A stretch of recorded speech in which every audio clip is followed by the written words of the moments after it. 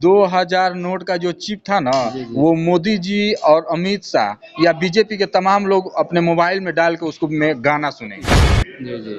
राष्ट्रपति, विधायिका, कार्यपालिका तीनों के मिलने से संसद का निर्माण होता है और उसमें राष्ट्रपति को न्योता तक नहीं दिया गया है। जिस राष्ट्रपति को उसका अनावरण करना चाहिए संसद का, उस राष्ट्रपति को न्योता तक नहीं भेजा गया है। वो सिर्फ बीजेपी वाले धर्म के नाम पे उलझा के और नए नए बच्चों को उनका करियर बर्बाद करे, उनका भविष्य बर्बाद करे, आने वाली पीढ़ी को नस्ल बर्बाद करे। व्यक्ति शायद कुछ बीजेपी के लोगों को ये बुरा लगे, वो जाके देखे कि उनके गोदी मीडिया के द्वारा ये बात कहा गया था कि नहीं, कि उसमें एक चिप लगा है, उसमें एक नैनोमीटर लगा है, उसको 2000 मीटर में नीचे भी गाड़ देंगे तो नोट पता चल जाएगा। ये गारंटी के साथ कहता हूँ, जब तक बीजेपी रहेगी तब तक वो लोगों को बेवकूफ़ बनाती रहेगी।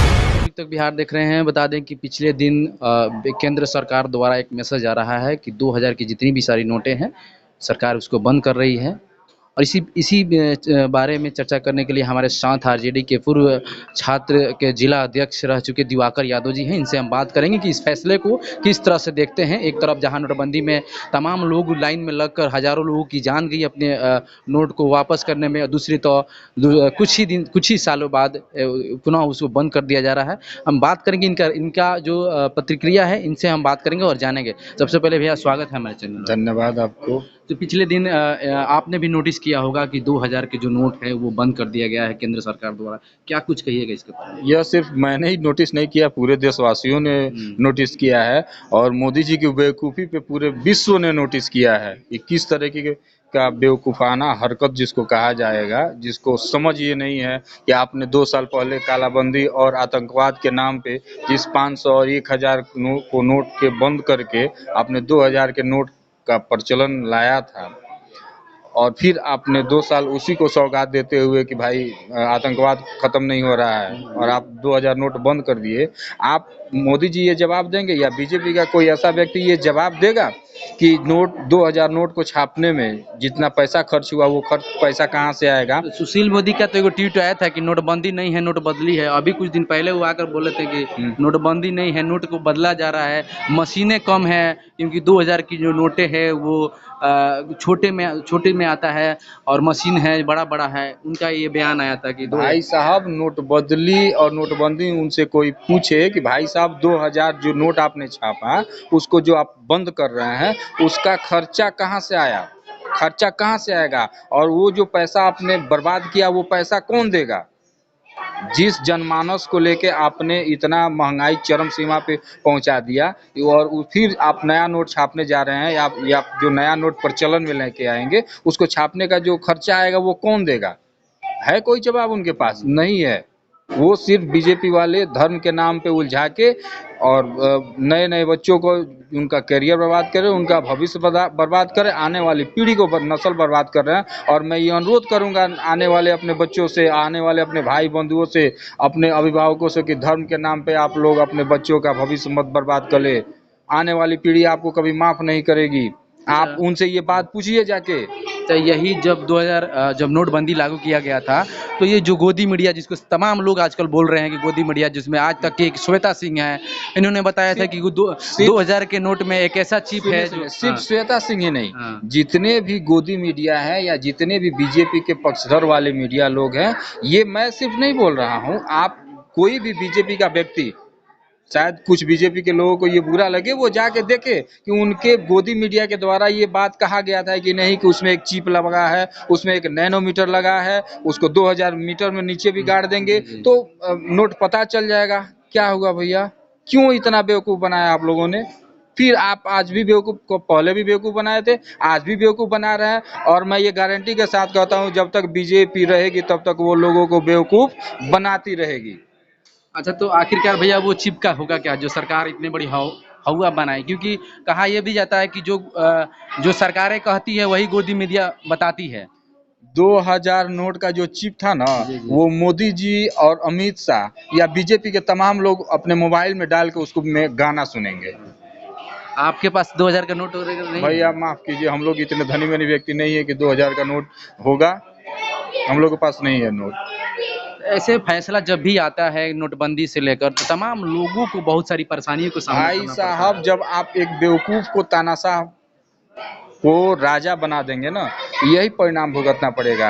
अगर 2024 में जनता नहीं समझी तो आने वाला भविष्य भारत का बर्बाद होने जा रहा है। जिस भविष्य को मनमोहन सिंह ने स्थापित किया था, जिस भविष्य को कांग्रेस की सरकार ने 70 साल में स्थापित किया था, बनाया था, शांति स्थापित की थी, धर्म के नाम पे सारे लोगों को एकजुट किया गया था, वो पूरा भारत बर्बाद होने जा रहा है। अभी भी समय है। मैं अनुरोध करूंगा कि 2024 में आप लोग सुधर जाइए, और ना बीजेपी 2024 में अगर आई तो वो पूरा भविष्य भारत का बर्बाद कर देगी। अच्छा, कहा ये जा रहा है कि अभी जो संसद के नए संसद भवन के जो उद्घाटन है वो एक खास दिन पे रखा गया है। सावरकर के जन्मदिन जिस दिन है उसी दिन उद्घाटन पे रखा गया है। इस मौके पे जितनी भी तमाम विपक्ष की पार्टियां हैं इस चीज़ के लेकर नाराज है और उस पार्टी इस उद्घाटन समारोह में नहीं जा रही है। आप एक तानाशाह नेता का रवैया देख लीजिए और तानाशाह पार्टी के रवैये को देख लीजिए कि जो लोकसभा है उसके हेड राष्ट्रपति होते हैं। जी जी।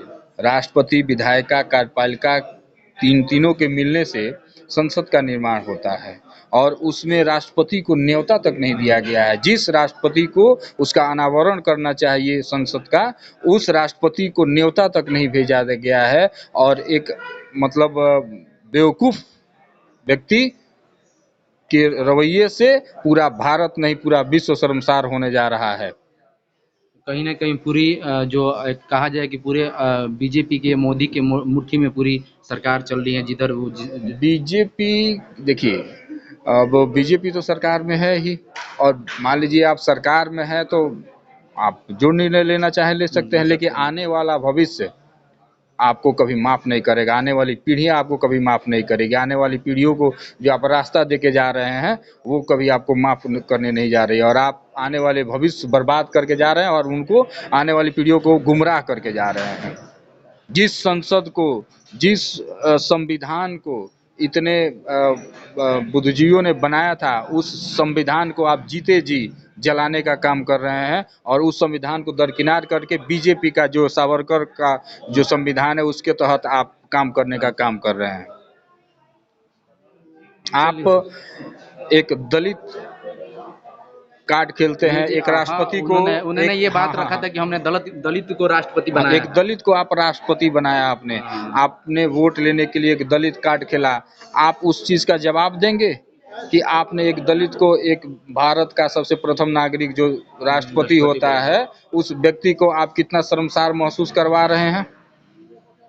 आप जो उसका दायित्व है, जो उसका अधिकार है, उसे आप अनभिज्ञ करा के उसको आप मना करके आप पूरे संसद में पूरे भारत को आप नीचा दिखाने का काम कर रहे हैं। ऐसे चीज को तो विरोध करना जरूर पूरे भारत के जितने भी समाजवादी लोग हैं सारे लोग विरोध कर रहे हैं। सबने मना किया है कि हम लोग नहीं जाएंगे संसद के अनावरण में।